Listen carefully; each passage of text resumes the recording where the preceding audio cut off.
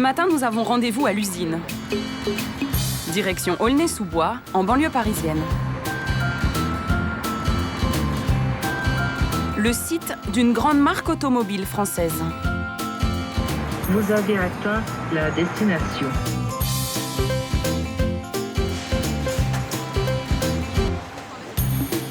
Au beau milieu de la chaîne de montage, voici Aurélie, une jeune femme de 24 ans. Elle a été diplômée de Sciences Po après un parcours peu ordinaire. Ça fait maintenant 7 mois que je travaille ici à Peugeot Citroën Aulnay. Et en fait, j'ai rejoint le groupe tout de suite après Sciences Po. Et c'était vraiment un souhait de ma part de venir en usine. La première fois que nous avons rencontré Aurélie, c'était il y a 5 ans.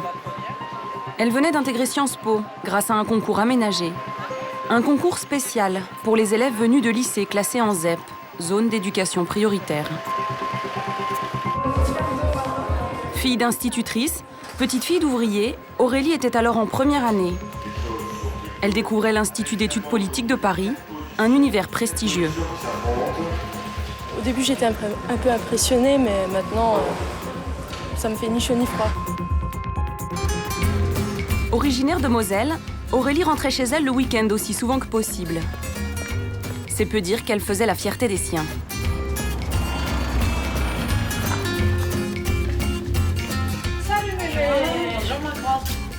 Ça va ? Aurélie était la première de la famille à faire de longues études, à intégrer une grande école.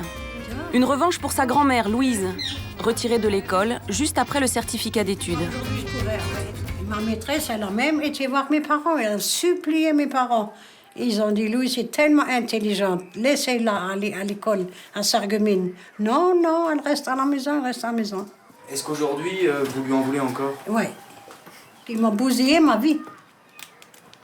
Je suis très contente, hein. Ma petite fille, là, elle va monter loin encore. C'est mon chouchou, hein. À Sciences Po, Aurélie a obtenu un master en ressources humaines et elle n'a eu aucun mal à décrocher un premier CDD ici.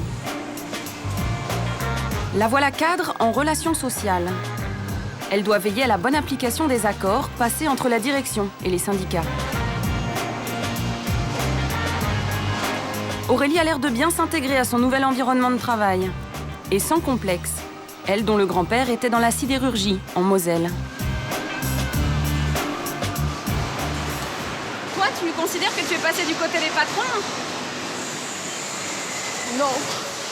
Non, je suis pas encore patronne. Hein. Comment ça, non? Je suis pas une patronne. Pas encore, mais ça va le devenir. Ah bon, tu crois? Ouais, je pense. Comment elle se débrouille, Aurélie? Les manines, elle a ce côté assez fin qui lui permet de se mettre à la portée de tout le monde un peu. Elle comprend très vite les situations, elle sait s'adapter. Alors c'est comme elle le disait, peut-être parce qu'elle vient d'un milieu ouvrier, elle sait très bien s'adapter avec tout le monde. Elle sait vraiment se mettre à la bonne hauteur. Après seulement 7 mois passés ici, Aurélie fait l'unanimité. Elle est une cadre comme les autres. Mais elle n'a pas toujours eu aussi confiance en elle. Depuis la rentrée, Aurélie, Fatma, Morgane et les autres se serrent les coudes. Ce soir, elles révisent ensemble. Toutes sont passées par des moments de grand découragement.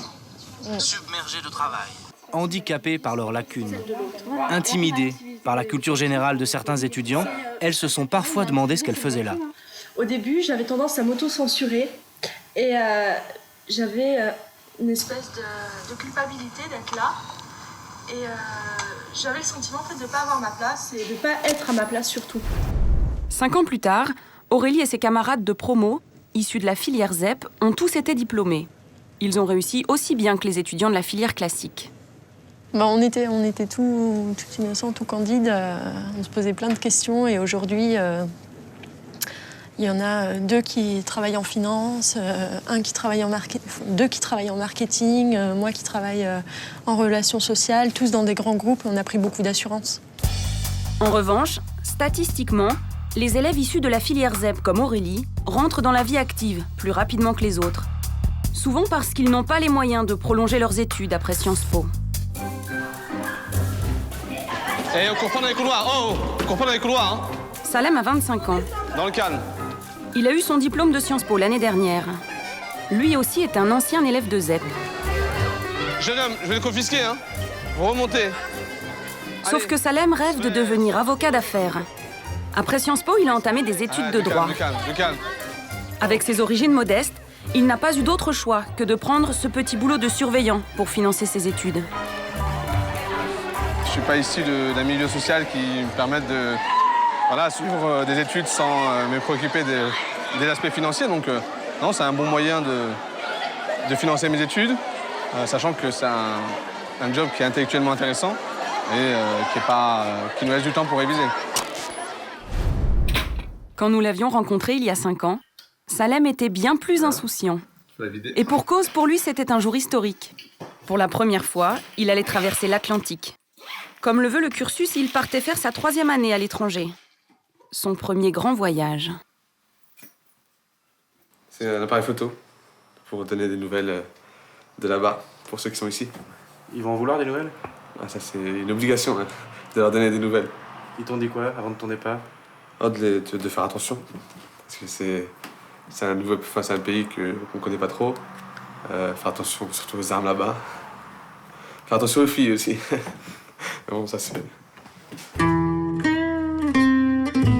Salem partait faire un stage dans un consulat aux États-Unis. Une fierté pour toute sa famille. Une famille de 10 enfants. Une famille marocaine qui, à son arrivée en France, avait d'abord connu les bidonvilles de Nanterre.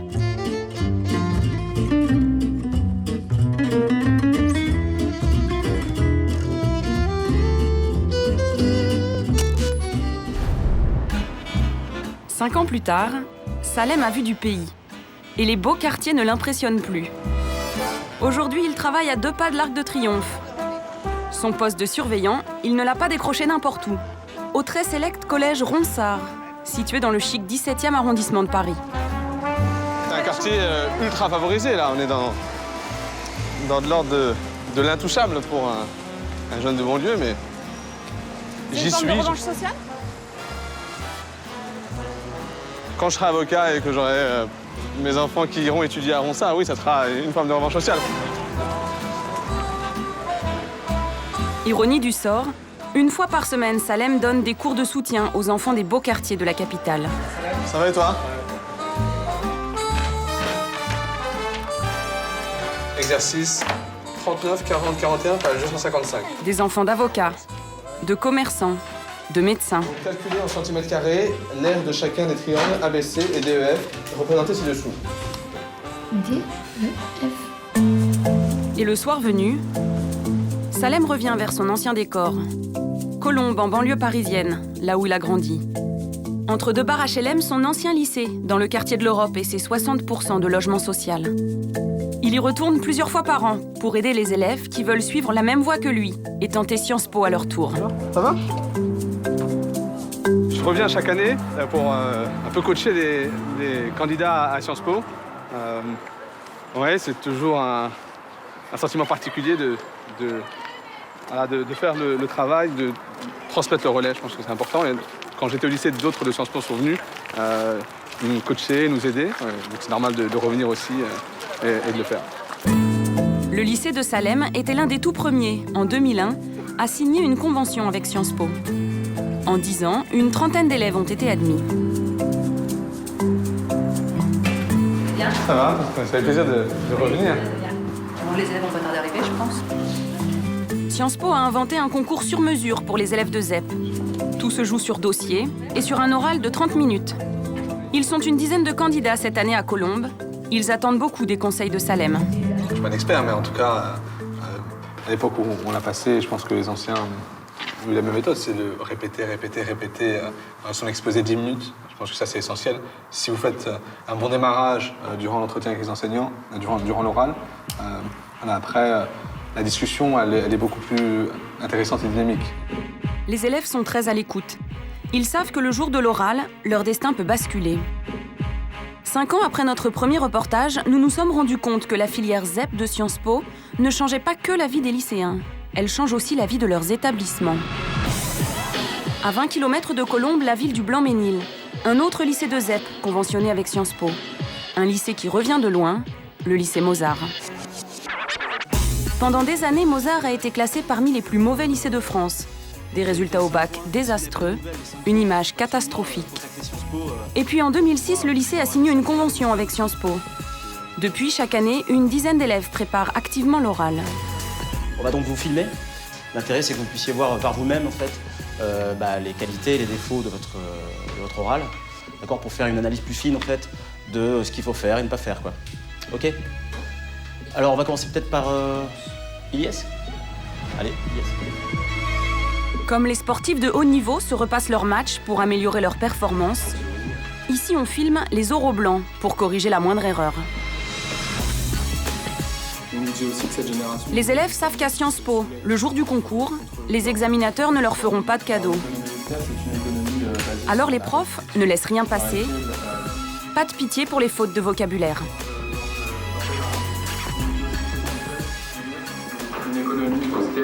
Économie austère. On a déjà dit ça la semaine dernière. Terminal ES, économie austère, quoi. La précision du vocabulaire, ça compte énormément, quoi. On ne dit pas une économie austère. C'est un plan d'austérité, une politique d'austérité. D'après les professeurs, la convention avec Sciences Po a changé tout l'état d'esprit du lycée. Plus de mentions au bac, plus d'inscriptions en classe prépa, plus de motivation des élèves. Ça tombait bien, quoi. Elle est arrivée au bon moment, quoi. C'était un moment où on était pas déprimé, mais un petit peu quand même. Et donc la convention, ça a donné une envie. Quand un élève vient dans un lycée en se disant « ce lycée, il est pas bon, j'ai une chance de rater, enfin j'ai de fortes chances de rater mes études », c'est une catastrophe parce que son attitude en classe va être négative. Et là, on a réussi un petit peu, grâce à notamment à cette convention, à renverser un peu cette spirale un peu morose, quoi, cette morosité. Depuis sa création, il y a 10 ans, le dispositif de Sciences Po s'est étendu dans toute la France. Lors de notre premier tournage en 2006, il y avait 47 lycées conventionnés. Aujourd'hui, ils sont 85, presque 2 fois plus. La convention ZEP de Sciences Po a fait ses preuves. Pourtant, elle reste une exception. Pourquoi les autres grandes écoles n'ont-elles pas davantage copié Sciences Po? Pour comprendre, nous nous sommes rendus à l'ESSEC, la deuxième école de commerce de France derrière HEC. L'ESSEC aussi a créé un programme en faveur de l'égalité des chances. Mais la direction n'a pas été jusqu'à aménager un concours spécial pour les élèves de ZEP. La formule choisie ici, c'est le tutorat. Des étudiants de l'école coachent des lycéens d'origine modeste pour les encourager à faire de grandes études. Mariam a 17 ans. Elle est en terminale, à 20 km d'ici, dans un lycée classé en ZEP. Elle suit le programme de l'ESSEC depuis la seconde, et cela lui a ouvert de nouveaux horizons. Avant de faire le programme, je m'orientais plutôt vers un bac technologique. Je savais que je voulais travailler avec les enfants, mais maintenant, j'ai découvert que j'avais des capacités et je m'oriente plutôt vers des études de droit pour faire avocat ou juge pour enfants. Plusieurs fois, on a eu des étudiants qui sont venus nous dire « Est-ce que j'ai les capacités? Est-ce que je peux faire ça ?» Oui, ils ont les capacités et oui, on les encourage à faire ça. Grâce au tutorat, ces lycéens de ZEP se lancent ensuite dans des études à la fac ou en classe prépa, ce qu'ils n'auraient pas osé faire avant. Rien n'empêche Mariam et ses camarades de tenter le concours de l'ESSEC s'ils le souhaitent. Mais ce sera le même concours que tous les autres. D'ailleurs, les étudiants de l'école, eux, qui payent jusqu'à 12 000 € l'année d'études, comme Marie, ne tiennent pas trop à ce qu'on aménage le concours d'entrée. Oui, parce qu'on est à l'ESSEC aussi pour ça, et c'est pour ça que l'ESSEC est reconnu, c'est pour le concours et la difficulté d'y entrer. Parce que le concours est sélectif? Parce que le concours est sélectif. Donc si on aménage le concours? Il y a plus de sélection et il y a plus ce côté un peu élitiste, ce côté waouh, je suis à l'ESSEC. J'aurais peur de perdre la valorisation de mon diplôme. J'aurais peur de perdre les avantages qu'on a grâce à ça. J'aurais peur de perdre l'avantage, on arrive sur le marché du travail, on a un avantage par rapport aux autres qu'on aurait plus s'il n'y avait plus de concours. Le directeur de l'ESSEC assume. Son concours est et restera sélectif. Il a des arguments pour cela et il égratigne au passage l'initiative de Sciences Po. On peut aller, quand on est l'école A, B ou C, aller faire du picorage des meilleurs élèves dans la classe. Qui est-ce que ça arrange avant tout? L'école en question. Et aussi les élèves en question. Est-ce que ça tire l'ensemble du système de l'enseignement secondaire vers le haut? Je pense moins que ce que nous avons fait. Qu'en pense l'homme qui a brisé le tabou du concours républicain? Le directeur de Sciences Po, Richard Descoings. Pour lui, c'est simple. Les grandes écoles ont du mal à abandonner leurs vieux réflexes de caste. Réussir une très grande école, aujourd'hui, au mieux, ça confère un statut. On est pour l'éternité, jusqu'à sa notice nécrologique dans Le Monde ou dans Le Figaro, ESSEC de telle année ou Polytechnique de telle année. Et donc, quand vous conférez ou que vous confortez un statut, le statut des parents, des grands-parents, parfois des arrière-grands-parents, vous n'avez pas envie que le club s'élargisse. Ça m'entriste parce que quand je pense à tous ces jeunes talents qu'on a dans nos lycées, ils sont là. Il ne faut pas les inventer, ils sont là. Qui sont préparés par leurs professeurs, qui sont aidés, soutenus par leur famille, à qui on ferme la porte. Mais c'est un gâchis. Pour éviter ce gâchis, il faut faire changer les mentalités. Même à Sciences Po, ce n'était pas gagné. Lors de notre premier tournage, certains étudiants issus de la filière ZEP nous avaient confié ne pas se sentir bien intégrés. Moi, j'ai entendu une fille me dire que c'était scientifique. Elle l'avait lu dans une revue. En banlieue, on n'avait que 100 mots de vocabulaire. C'est vrai? Ou alors, tu viens du Sud, t'es de ZEP, t'es de gauche, t'es pauvre, c'est bon, on peut pas parler de l'Europe avec toi. Ce genre de choses, voilà. Mais c'est vrai que c'est des blagues, mais quand tu les entends 10 fois par jour, par une quinzaine de personnes différentes, tu te rends compte que c'est quand même présent dans leur esprit. 5 ans plus tard, les derniers bastions de résistance ont-ils abdiqué? Gabriel, 21 ans, est étudiant en 4e année. Fils d'un chauffeur de taxi, il a passé toute son enfance aux Ulysses. C'est l'un des premiers étudiants ZEP à avoir été élu au BDE, le Bureau des élèves, l'association chargée de l'animation à l'école. Certains étudiants l'avaient pourtant mis en garde contre la mauvaise réputation du BDE, le symbole de l'élitisme parisien. Il m'avait dit, quand tu viendras à Paris, ne va surtout pas au BDE. Le BDE, c'est les pires du monde, tout le monde les déteste. C'est les Parisiens du 16e arrondissement c'est la petite bourgeoisie qui boit du champagne, c'est ça. Et finalement, maintenant j'y suis et je suis là. On en est la preuve, je pense, ou j'espère que non. Pourtant, quand on évoque avec les autres membres du BDE la question des origines sociales, il y a comme un malaise. Je ne savais pas au départ qu'il venait d'un lycée de ZEP. J'ai découvert ça 3 mois après. On ne savait pas, c'est lui qui me l'a dit. Je suis bien d'accord qu'on n'a pas du... Enfin, moi, personnellement, j'ai jamais ressenti la différence. Je me suis jamais dit, ah, lui, il vient de ZEP. C'est pas le type qu'on a pris pour gommer notre image affreuse. Je pense que s'il a accepté de nous rejoindre et si je travaille avec lui tous les jours, c'est qu'on n'est peut-être pas si affreux que ça. Une question que je t'ai jamais posée en fait, est-ce que tu t'es jamais senti ZEP au BDE? Tu t'es jamais senti exclu, marginalisé, stigmatisé? Je me suis jamais senti exclu, marginalisé. Parce que, nous, on te l'a pas fait sentir en tout cas. Non, je suis à Sciences Po, je suis heureux d'être à Sciences Po. Je pense que j'ai mérité ma place comme tous les élèves qui sont dans cette école et j'ai pas de honte à avoir sur d'où je viens et qui je suis. Les ZEP, comme on les appelle parfois dans les couloirs, finissent-ils par se fondre dans le moule Sciences Po? Nous avons montré à Gabriel un extrait de notre premier reportage.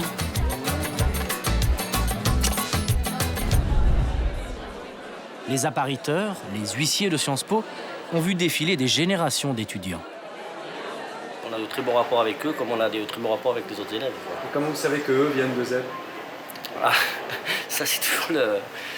Ouais, ça peut être ou la façon de s'habiller ou la façon de se comporter. Ouais, la façon de s'habiller, ouais, c'est vrai. Moi, je viens de la banlieue, donc je connais un peu les... Mais c'est vrai qu'il y a une façon d'être qui n'est pas la même que peut-être les autres personnes. Fallait me voir à l'époque aussi. Là, je suis habillé comme ça, petite jean, normal. J'arrivais à l'époque, j'avais une crête, j'avais un maillot de foot, je venais en short, enfin je m'en foutais. C'était pas très Sciences Po? Faut croire que non. Donc, non, j'ai pas mal changé. Mais il ne suffit pas de changer de garde-robe pour être comme les autres. Il y a une autre réalité qui rattrape souvent les élèves de ZEP, l'argent. Gabriel, par exemple, ne peut pas se permettre toutes les sorties au restaurant ou les week-ends au ski avec ses camarades de promo. Ça me fait penser à un truc, parce qu'en fait, j'étais dans un cours avec une fille en stratégie, et cette fille, on faisait un exposé ensemble, et s'est mis à me parler pendant l'exposé, parce qu'on parlait de millions d'euros, c'était une entreprise énorme. Elle me parlait en euros. Et puis moi, je comprenais pas. Et au bout de 3-4 fois, je lui ai dit, mais tu dis euro ou tu dis euro? Et j'entends mal. Et la fille me dit « Oh, pardon et tout, c'est parce qu'avec ma mère, je parle tout le temps en euros, millions d'euros, parce que sa mère travaille finances publiques ou un truc comme ça. » Et à ce moment-là, j'ai rigolé et j'ai dit « Ok, on joue pas dans la même catégorie. » Jusqu'où Sciences Po changera-t-il leur vie? Combien de vocations l'école a-t-elle déjà inspiré? Retour à Colombes. Il est 23h passées et le conseil municipal est loin de se terminer. Sur les bancs de l'opposition, derrière Ramayad, dans le groupe des centristes, nous retrouvons Salem. Il n'est pas là pour faire de la figuration. Élu conseiller municipal à 22 ans d'une ville de 80 000 habitants, il parle déjà comme un ministre. Monsieur Belgouche. Madame le maire adjoint au logement, merci pour cette excellente présentation. Notre groupe a en effet demandé le report de cette délibération sur l'habitat en début de séance lors de l'intervention sur le budget du président de mon groupe, Laurent Trupin. Vous avez refusé du fait de contraintes de calendrier. Alors, ne nous cachons pas les réalités. Cette résolution sera adoptée puisque vous disposez d'une importante majorité. Nous ne sommes pas naïfs. Mais notre groupe a une question auquel vous n'avez pas répondu. Combien ça va coûter à la ville? Je vous remercie, monsieur le maire. Merci. Madame Guetta. Il y a un lien entre Sciences Po et le fait que tu sois élu aujourd'hui? Le fait qu'à Sciences Po, déjà, il y a des débats tous les jours de différentes natures. On débat en permanence. On réfléchit, on discute de la société, des problèmes mondiaux. Et oui, déjà, le fait de s'investir dans le débat, c'est déjà faire de la politique. Et oui, Sciences Po a contribué à éveiller en moi une conscience politique et à la faire passer d'un niveau intellectuel à un niveau pragmatique. Nous avons montré à Salem ces images tournées aux États-Unis lors de notre premier reportage. Pour sa 3e année à Sciences Po, il effectue un stage au consulat français de Seattle. Ses premières vraies responsabilités.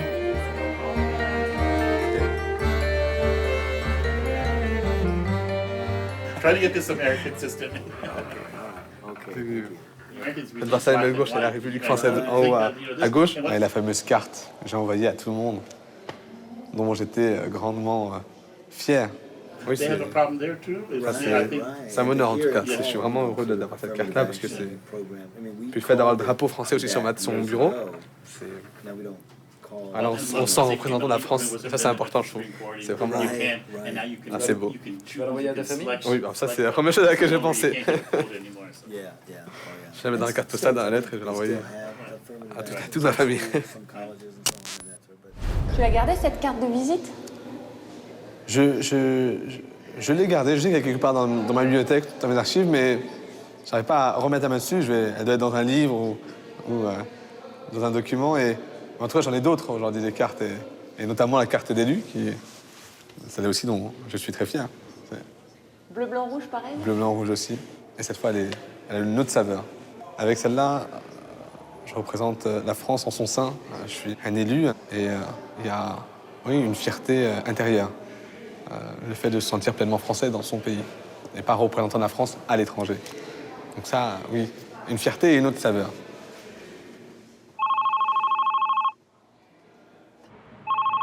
Le diplôme de Sciences Po a changé leurs ambitions, leurs projets, leur carrière.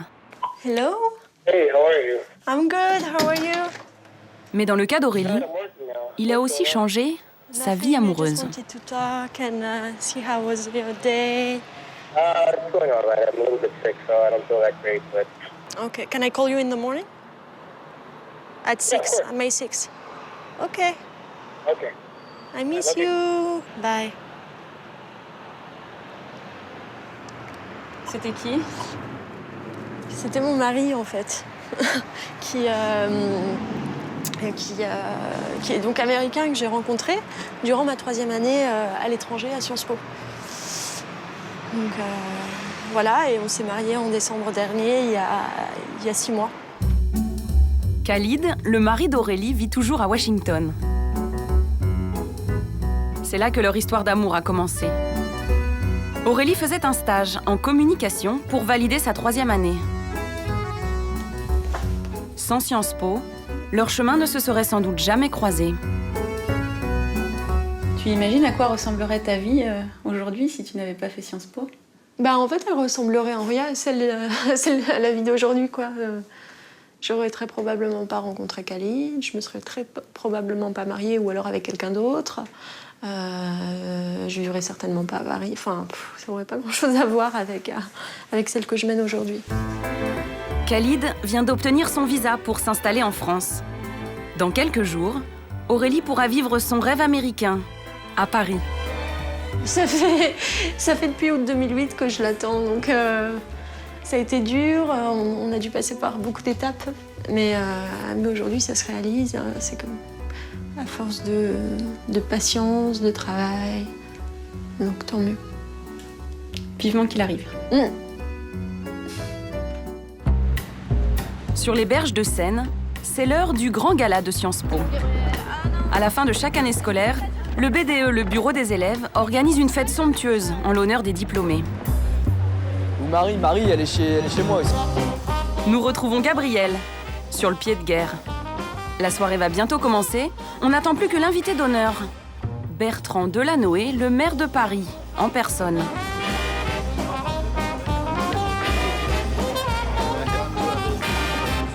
Ce jeune homme, monsieur le maire. Bonjour, jeune homme. Ça va? Merveille de Sciences Po. Bon, merveille, bonjour. Gabriel, érigé ce soir en symbole du succès de la convention ZEP. Et voilà, c'est un des... C'est bien, c'est une des caractéristiques de Sciences Po, d'être à la fois, de prendre le meilleur de la tradition, mais d'oser innover. Voilà. Hein? Merci, donc, monsieur. Bonne soirée. Bonne soirée à vous. C'est très touchant. C'est vraiment une vraie reconnaissance, pas envers moi, mais envers toutes les conventions ZEP. Vraiment, toutes les personnes qui sont rentrées sur convention ZEP. Les étudiants issus de la filière ZEP contribuent doucement à changer le profil de Sciences Po. Les enfants d'ouvriers sont 4 fois plus nombreux qu'il y a 10 ans, mais ils restent ultra minoritaires. 70% des élèves de l'école sont toujours issus de milieux sociaux privilégiés.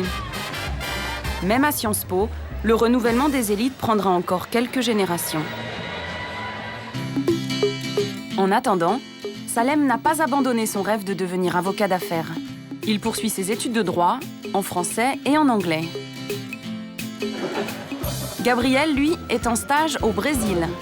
Il terminera son cursus à Sciences Po l'année prochaine. Et pour Aurélie, c'est enfin le jour des retrouvailles. Khalid, son mari américain, vient s'installer définitivement avec elle à Paris.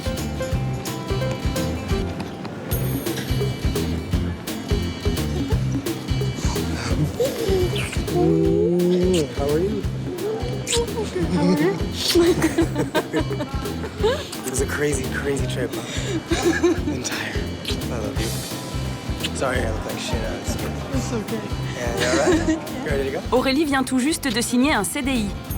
Quant à Khalid, il apprend le français, avec un prof particulier de choix, une ancienne de Sciences Po.